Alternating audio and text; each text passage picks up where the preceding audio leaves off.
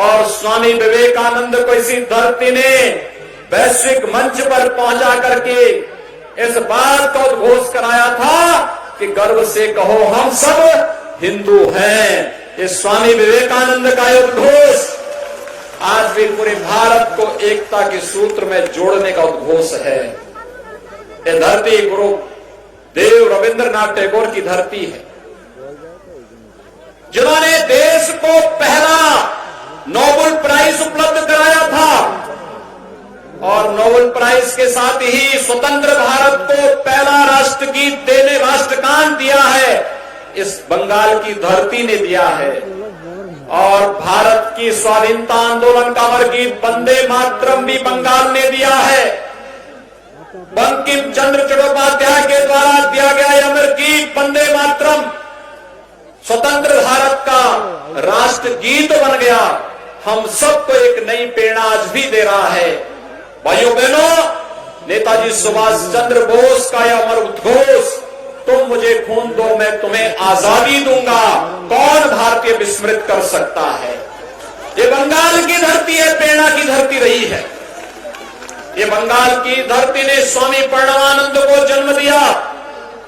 ये बंगाल की धरती है जिसने डॉक्टर श्यामा प्रसाद मुखर्जी को जन्म देकर के स्वतंत्र भारत में कांग्रेस की कुटिल नीतियों को सफल नहीं होने दिया था।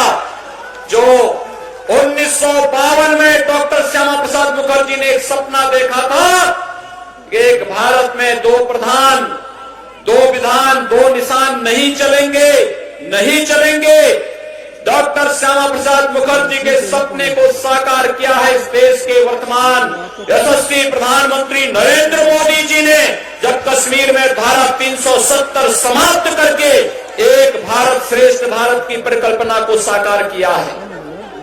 भाइयों बहनों, बंगाल की धरती जो हमें प्रेरणा देती रही है, पहले कांग्रेस फिर कम्युनिस्टों के कुटिलता के कारण और आज तृणमूल कांग्रेस की गुंडागर्दी के कारण अव्यवस्था, अराजकता और बदहाली का जीवन जीने के लिए मजबूर हो गया है। 10 वर्षों में कोई उद्योग न लग पाना और यहां पर चालू उद्योगों का बंद हो जाना, ये नियति बन चुकी है बंगाल की। और बंगाल को इनसे मुक्त करने के लिए आज भारतीय जनता पार्टी आपके पास है, आपके पास आई है। और भारतीय जनता पार्टी ने सुवेंदु अधिकारी को नंदीग्राम इस विधानसभा क्षेत्र से अपना प्रत्याशी बना करके भी उतारा है। एक परिवर्तन का बाग है बंगाल, और बंगाल की इस परिवर्तन की बेला में आप सबका आह्वान करने के लिए हम लोग आए हैं। भाइयों बहनों, हमारे मंच पर भारत सरकार के पेट्रोलियम और प्राकृतिक गैस के मंत्री श्री धर्मेंद्र प्रधान जी हैं।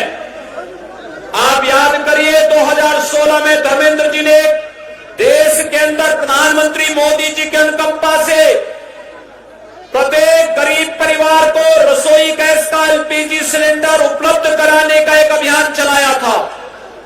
भाइयों बहनों, उत्तर प्रदेश के अंदर 1,56,00,000 परिवारों को इस सुविधा का लाभ मिला। टीएमसी की सरकार इस सुविधा को बंगाल के अंदर उसी रूप में क्यों लागू नहीं कर पाई? 10 वर्षों से टीएमसी की सरकार बंगाल के अंदर है। भाइयों बहनों, प्रधानमंत्री आवास योजना में यहाँ के गरीबों को आवास क्यों नहीं मिल पाता है? उत्तर प्रदेश में 4 वर्ष में 40 लाख गरीबों को प्रधानमंत्री आवास योजना का लाभ हम लोगों ने उपलब्ध करवाया है। 6 करोड़ परिवार, 6 करोड़ नागरिकों को 5 लाख रुपए सालाना आयुष्मान भारत की सुविधा का लाभ उपलब्ध करवाया है।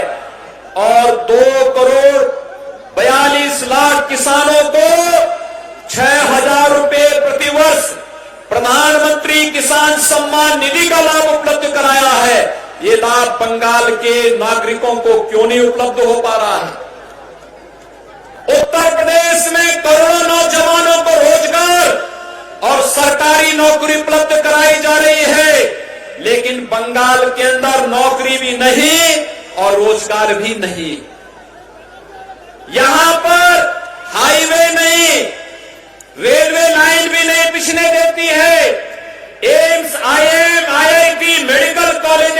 श्रृंखला नहीं खड़ी हो सकती, क्योंकि दीदी का तो इसमें कोई विश्वास ही नहीं है। दीदी का तो विश्वास है कि जय श्री राम को बोलने पर प्रतिबंध लगा दो। उत्तर प्रदेश में 4 वर्ष के दौरान हम 30 गवर्नमेंट मेडिकल कॉलेज खोल रहे हैं और 2 नए एम्स की स्थापना उत्तर प्रदेश के अंदर इस दौरान हुई है। भाइयों बहनों, 10 वर्षों का हिसाब आपको भी दीदी से पूछना चाहिए, दीदी से बोलना चाहिए कि ममता दीदी ये तो बताओ कि बंगाल के अंदर, बंगाल की पहचान है मां काली बाड़ी, मां काली की पूजा हम सब करते हैं। 2 वर्ष पहले बंगाल के अंदर दुर्गा पूजा को प्रतिबंधित करने का कार्य हुआ था और तब बंगाल के माननीय उच्च न्यायालय ने एक आदेश जारी किया था कि उत्तर प्रदेश में अगर दुर्गा पूजा हो सकती है तो बंगाल के अंदर क्यों नहीं हो सकती है। और यही पूछने के लिए मैं फिर आया हूं। उत्तर प्रदेश में हमने किसी पर्व और त्योहार को प्रतिबंधित नहीं किया, लेकिन दुर्गा पूजा को पूरी भव्यता के साथ आयोजित करने का कार्य किया। सरस्वती पूजा पे कोई प्रतिबंध नहीं। उत्तर प्रदेश की आबादी 24 करोड़ है। जितनी उत्तर प्रदेश की आबादी, जितने उत्तर प्रदेश के अंदर आबादी है, उसमें हम लोगों ने किसी को रोका नहीं। आप त्योहार मनाइए, दुर्गा पूजा भी करिए, सरस्वती पूजा भी करिए, कावड़ यात्रा भी निकालिए, रामलीलाओं का आयोजन भी करिए, रोजगार और नौकरी भी देंगे, किसान सम्मान निधि भी देंगे, हर गरीब को मकान भी देंगे, हर गरीब को शौचालय भी देंगे, हाईवे बनेगा, रेलवे बनेगा, एयरपोर्ट बनेगा, एम्स बना है, बन रहा है, आईआईटी बन रहे हैं, एआईएम बन रहे हैं, मेडिकल कॉलेजेस की श्रृंखला खड़ी हो रही है। आखिर ये सब बंगाल के अंदर क्यों नहीं हो सकते? भाइयों बहनों, प्रश्न एक ही है और वह उस प्रश्न का उत्तर आज ममता दीदी से बंगाल की जनता को पूछना ही चाहिए। मैं अभिनंदन करूंगा शुभेंदु अधिकारी का, जिन्होंने साहस दिखाया है और उन्होंने भारतीय जनता पार्टी के समर्थन में आकर के आज उन्होंने बंगाल के हित के लिए अगुवाई ली है। डॉक्टर श्यामा प्रसाद मुखर्जी के सपने को साकार करने का बीड़ा उठाया है कि हम बंगाल को बचाएंगे भी और बंगाल को प्रधानमंत्री मोदी जी की भावना के अनुरूप सोनार बांग्ला बना करके बंगाल को समृद्धि के पथ पर अग्रसर करके यहां के नौजवानों को रोजगार भी देंगे। एक नया अभियान है और इस अभियान के साथ हम सबको जुड़ना पड़ेगा। भाइयों बहनों, मुझे याद है आज से 14 वर्ष पहले इसी नंदीग्राम में कम्युनिस्टों ने कितनी बड़ी हिंसा की थी। वे शहीद परिवार भी मुझे मिल रहे थे। उन परिवारों की स्थिति को देख करके हृदय हमारा गर्वित हो रहा था। वे लोग नंदीग्राम के लोग बंगाल के लिए शहीद हुए थे, लेकिन 10 वर्षों में शहीद परिवारों के कंधों पर बंदूक रख करके सत्ता प्राप्त की ममता दीदी, लेकिन शहीद परिवारों की भावनाओं के अनुरूप बंगाल को बनाने में पूरी तरह विफल रही है टीएमसी की सरकार। उन्हें बंगाल के विकास की चिंता नहीं, बंगाल के नौजवानों के लिए रोजगार की चिंता नहीं, बंगाल के किसानों की चिंता नहीं, बंगाल के बहन बेटियों की चिंता नहीं। उन्हें चिंता है तो घुसपैठियों को संरक्षण देने का है। और बंगाल के अंदर गो हत्या पर भी वे प्रतिबंध नहीं लगा सकती, क्योंकि उन्हें भय है कि उनका वोट बैंक ही खिसक जाएगा। उन्हें चिंता है इन सब बातों की। कहां है बंगाल की धरती जिसने मध्य युग में चैतन्य महाप्रभु की वैष्णव भक्ति से पूरे बंगाल के साथ ही उड़ीसा को और उत्तर भारत को अपने में समाहित कर दिया था। कहां ये बंगाल, जिस बंगाल ने स्वामी विवेकानंद को पैदा करके पूरी दुनिया के अंदर भारत की सनातन वैदिक संस्कृति का डंका बजाया था। और यही बंगाल जब हम सिंगापुर में जाते हैं, जब हम भारत के सुदूर अंडमान निकोबार द्वीप समूह में जाते हैं, वहां भी आज हमारी कानों में एक ही आवाज सुनाई देती है। वो आवाज होती है नेताजी सुभाष चंद्र बोस की कि तुम मुझे खून दो, मैं तुम्हें आजादी दूंगा। ये बंगाल की आवाज जो भारत के अंदर कभी भक्ति आंदोलन का कारण बनी थी, कभी देश के स्वाधीनता का आंदोलन बनी थी, कभी कश्मीर को बचाने की आवाज बनी थी, आज जो बंगाल की आवाज को टीएमसी ने बंगाल के अंदर ही दफन करने का काम किया है। और उसको उभारने के लिए शुभेंदु अधिकारी जैसे युवाओं ने अंगड़ाई ली है। और इसलिए भाइयों बहनों, हम सबको इस अभियान के साथ जुड़ना होगा। प्रधानमंत्री मोदी जी के नेतृत्व में एक भारत श्रेष्ठ भारत बनने की ओर भारत तेजी के साथ आगे बढ़ा है। याद करिए, राम मंदिर आंदोलन में आपके बंगाल के नौजवानों ने बढ़ चढ़ करके भाग लिया था। कोठारी बंधु बंगाल में ही पैदा हुए थे, जो राम मंदिर आंदोलन में अपने आप को शहीद किए थे। और कोठारी बंधुओं की शहादत का स्मारक आज अयोध्या में है।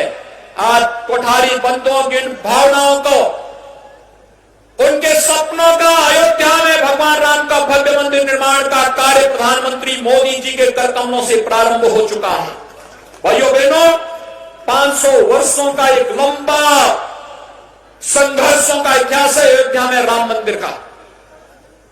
राम भारत की श्वास श्वास में बसे हैं।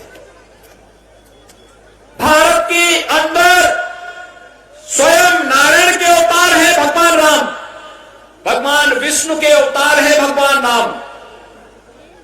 राम भारत की मर्यादा है, भारत की संस्कृति है, भारत की संप्रभुता है। भारत के अंदर हर व्यक्ति, हर नागरिक राम के साथ जुड़ करके गौरव की अनुभूति महसूस करता है। लेकिन राम का विरोध ममता दीदी बंगाल की धरती पर करती है।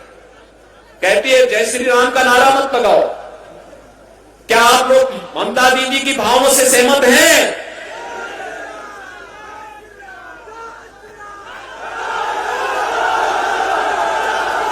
नारा क्या लगना चाहिए? आप सभी लोग सहमत हैं? जय श्री राम के नारे से सहमत हैं? दोनों हाथ ला करके मेरे साथ बोलेंगे, जय जय श्री राम। भाइयों बहनों, अयोध्या में भगवान राम के भव्य मंदिर के निर्माण का कार्य प्रारंभ हो चुका है। और मैं तो आपके प्रति आभार व्यक्त करने के लिए आया हूं।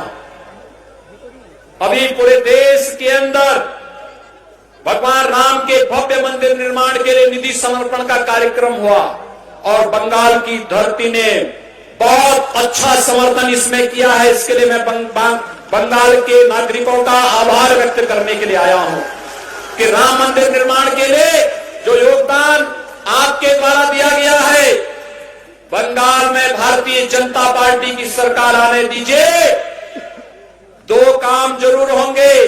बंगाल फिर से सोनार बंगाल बनेगा और टीएमसी के उन गुंडों को, जो लोग आज अव्यवस्था और अराजकता के पर्याय बने हुए हैं, कानून अपने शिकंजे में लेकर के वैसे ही कार्रवाई करना प्रारंभ करेगा जैसे उत्तर प्रदेश के अंदर गुंडों के खिलाफ कार्रवाई हो रही है। बहुत अच्छी कार्रवाई वहां चल रही है।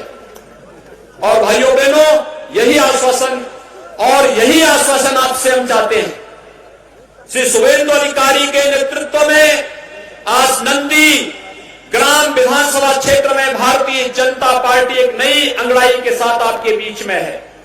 आप सबका यही समर्थन और सहयोग हम चाहते हैं कि शुभेंदु अधिकारी को इतनी भारी संख्या में आपकी उपस्थिति यहां पर है।